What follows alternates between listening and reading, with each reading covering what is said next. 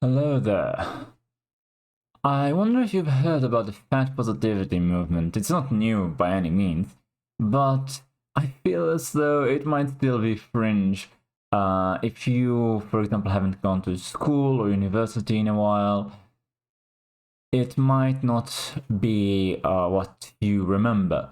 Right now, well, for years now, there's been a push to normalize and even glorify being excessively obese. I'm talking unhealthy levels of fat here, not just, a bit round.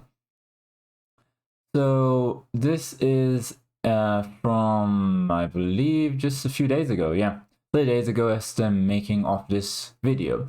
San Francisco Health Department hires fat positivity influencer to consult on weight stigma and weight neutrality.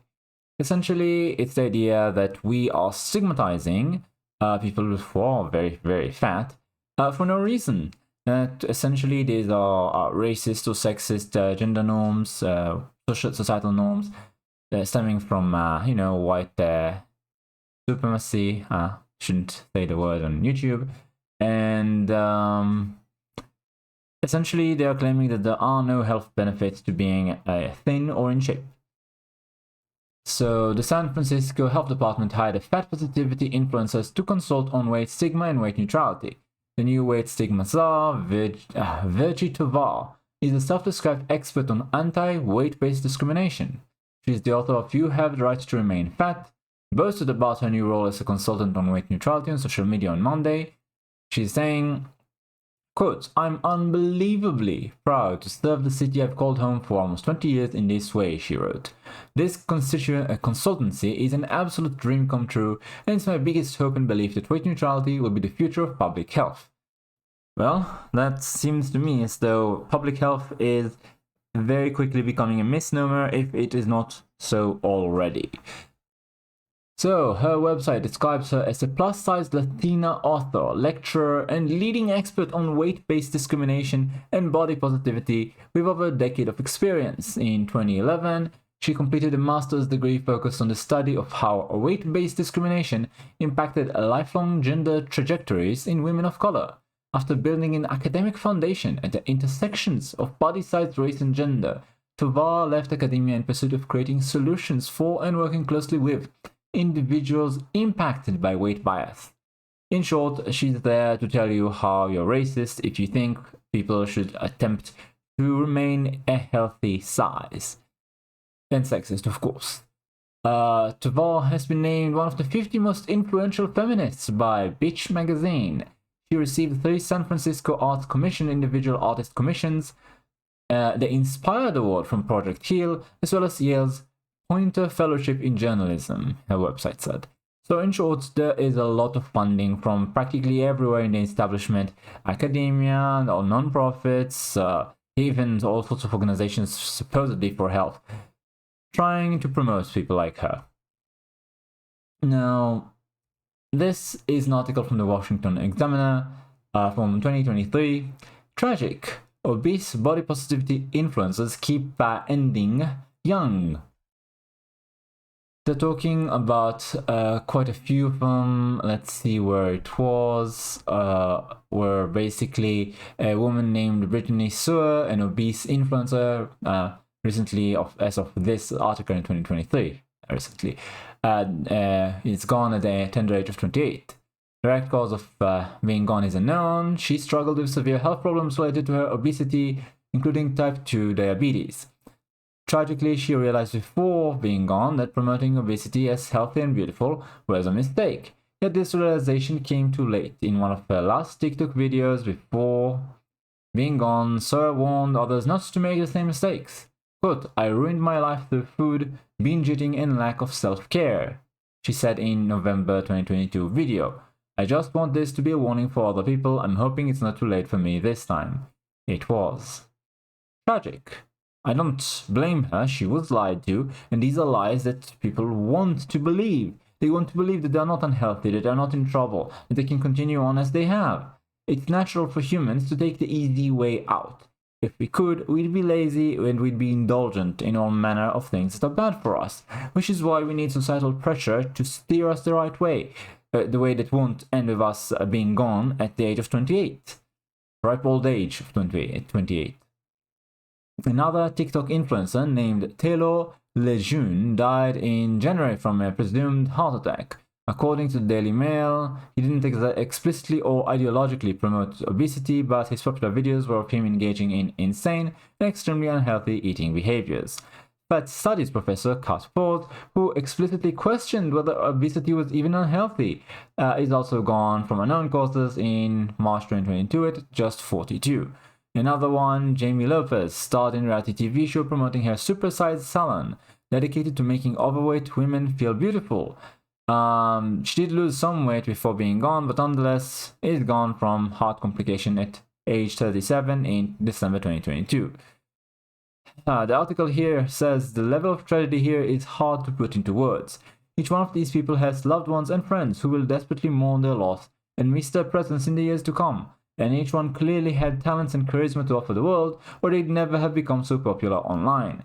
No one should glibly cite the being gone to own the other side or lose sight of the heartbreaking reality that we are dealing with here. In fact, it's exactly for people like these four and their families that we need to do better and challenge their body positivity movement's viral success.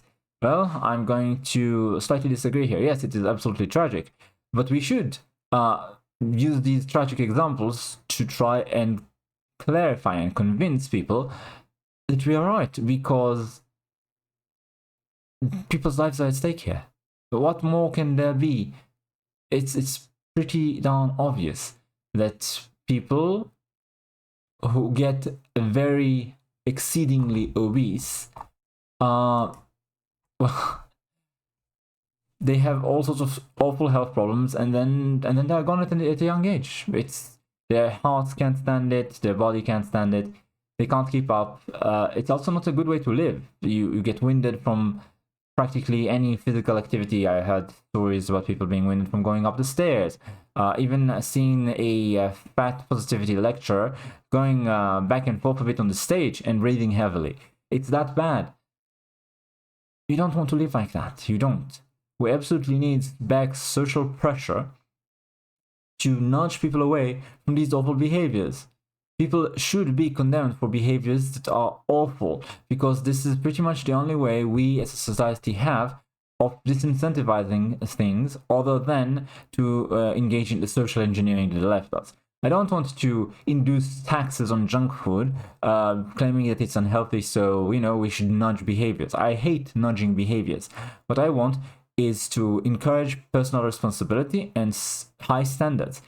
Inclusivity and equity are some of the worst ideas humanity has ever produced. The entire point of human existence is we are born with nothing, and we have to work hard to achieve anything. If you want to be healthy, you've got to have a good diet, to drink enough water, to get some sunlight, to exercise. If you want to be knowledgeable, then you have to study hard. If you want to be athletic and strong, then you have to put even more effort into exercise. Anything that you achieve is by virtue of you working hard. And to tell people it's fine to give up on yourself and just indulge in eating or any other harmful activity, be it alcohol or drugs or whatever it is, that's an awful idea. And this is what equity and inclusion is. Inclusion is, well, will not have any standards. Let's not have any standards. Everybody is welcome. And equity is, well, it doesn't matter how hard you worked for something. You deserve the same as anyone else. No, absolutely not. These are awful ideas. They're evil ideas. And the thing is, they are seductive to people who are currently in a bind, in a bad situation. Instead of giving them proper solutions, instead of teaching them how to fish, you don't even give them a fish to eat. You just tell them that it's fine to be hungry. You convince them, you brainwash them that it's fine to be hungry. This is one of the most evil things that the left has come up with, honestly. And it didn't used to be that way. The left didn't used to be this corrupt. If you go back to like the 80s, 90s, the left wasn't nearly this bad. And that's why you had people of worth, people who honestly had intelligence and critical thinking skills, and you could see that they meant what they said on the left. Not all of them, obviously, but back then it was much more evenly distributed. The grifters, the neocons, the rhinos and dinos, Republicans and Democrats in name only, as we call them. These guys were distributed pretty evenly across both parties, and the people of merit were distributed pretty evenly across both parties. Nowadays, it's just everybody who's establishment chill who's telling you things that are awful for you is on the left, and anyone who is against that is on the right. They've literally excised out anyone who would say that it's good for you to take responsibility for your own life. And this is an example. Author Virginia Salt Smith claims that the desire to be skinny promotes white supremacy and patriarchy. And this is not a singular example. There have been many in pretty much most, I'd say, of the mainstream media, saying that working out makes you far right, that it makes you a whiteist, that it trying to eat healthy, saying that all of these junk oils that we use, canola oil and all the rest of them, that are the vegetable oils that are harmful for you. Just saying that that's bad for you is, again, a conspiracy theory or some sort of racist or sexist or whatever. They just throw these epithets out at everyone, and they use these college graduates that really shouldn't have been funded by taxpayer money, in my opinion. We essentially fund, well, I say we, in my country it's a bit different, but never mind that. In many Western countries, people fund with their taxpayer dollars loans for, and funding in general, for universities to take on students, and then these students study things that make no sense, like that previous fat studies expert from San Francisco. Okay, what exactly is the public benefit to studying the foundation at the intersections of body size, race, and gender? There is nothing. It's only harmful, and there are so many other people like that. And essentially what they do is they just try to brainwash people into harming themselves. This is a weight culture journalist from the New York Post, said during an interview that fitness-minded people working on a thin body type are complicit with white supremacy and patriarchy. Author Virginia Salt Smith told NPR's Fresh Air podcast that United States society's desire to be skinny and adversity to fatness can be traced to the end of American slavery as a way of preserving out-of-touch white beauty standards. No, wanting to be healthy and look good is not any of that. It's being normal. It's normal for black people, it's normal for Latinos, it's normal for Asians, it's normal for white people. It's not about race, it's not about gender. Both all should want to be healthy, and they should want to look good. There is a certain value in looking presentable, in looking the best you can be. Obviously, you're not going to, at least unless it's your job, you're not going to spend all your time in the gym or, on clothes and makeup or whatever, as the case may be for women. But putting some amount of time, especially for your health, but a bit on your appearance as well, isn't bad, as long as you don't overdo it. Yes, these are worthwhile endeavors, trying to set up standards for yourself and for society. And trying to demolish all standards is the hallmark of this critical theory. It's essentially trying to deconstruct society and destroy all bonds and all obligations, except, of course, for the obligation to the current thing, as people on the right like to call it. Essentially, virtue signaling that you're a sheep, that you're part of the group and loyal to whatever it is that the group has marked as the current goal. So long as you virtue signal that you are a good little sheep, then everything's fine. And beyond that, anyone daring to have standards is evil. I can't describe how much I despise that ideology. Honestly, give me exclusivity any day. Yes, I want spaces to be exclusive to people who are involved in them. If, for example, you're talking about a sports club, then it should be exclusive to people who are engaged with the idea, who are at least interested in it, who want to put the time and effort in it, at least. You don't have to be an athlete, but at least, try, aspire to. Instead of saying, no, wait, every space should be for everyone, then literally every space becomes the same. There's no merit to anything that you create or corrupt, which is why everybody escapes from spaces that are converted by the woke. If you see any fandom that has been injected with this ideology, breaks apart, and then everybody leaves. And this is why, incidentally, we have currently, I can't get over, China basically ruling the world of entertainment. they have a game called Marvel Rivals, and basically it's got the characters from Marvel, so it's a long-standing old Western IP, and then the sort of gameplay and mechanics very similar to Overwatch, which is something created by Blizzard a couple of years ago. And basically, Marvel is now very unpopular in the West, not for the old stuff. The old stuff is still popular, but everything new they've done with it has been woke and awful. So everybody leaves it, and the same for anything that Blizzard touches these days. Meanwhile, China has managed in like a week or two to have 20 million players. 20 million. Borrowing essentially pretty much everything from somebody else from the West, just putting it together, polishing it a bit, and not injecting wokeness into it, making it functional and not preachy, not trying to shove ideology in your face. They're not trying to shove CCP propaganda down my throat. They just, create a game for it to be a game. And what's the result? Well, 20 million players, congratulations. So we are going to have basically everything. And, it starts with, it's just a video game. Well, are you going to read a health magazine telling you to not exercise because it's white supremacy and to eat junk food? No, you're not. Who's going to create the magazine that tells you actually useful advice? Let's think. In the West, anything that you try to do of this sort is going to get shut down. Just now, I've seen a fight between Japan and Visa and MasterCard. Basically, they're trying to force DEI on Japanese culture. Okay, so you're going to have Visa and MasterCard and other major Western institutions all telling you you can't do that. You can't have a health magazine in the West that's going to, advocate against our fat acceptance. And these things are slowly rolling out. The intolerance of the large institutions to normal behavior, to healthy behavior, is slowly creeping forward. And as time goes on, more and more ground will be taken over, conquered, colonized by them, and then everything will be turned over to alternative sources. And these sources are by and large going to be probably China. China has the money. China doesn't care about wokeness. China is going to fund everything and own everything. I think that's awful because I don't want the CCP in control of my life. Not that I have nothing against Chinese people.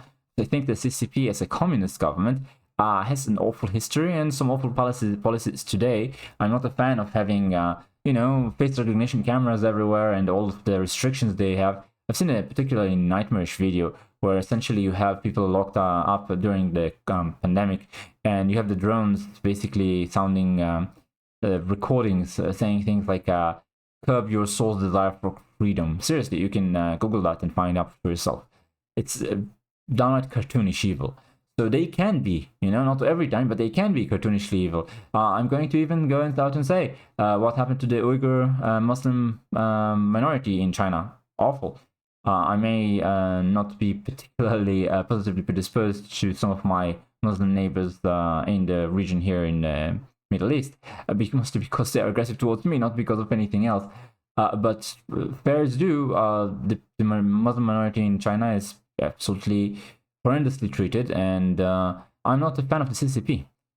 I don't want them to own everything. I don't want them to decide what is healthy and what people will watch and read and play, but they are creating it with this insanity that they're doing here.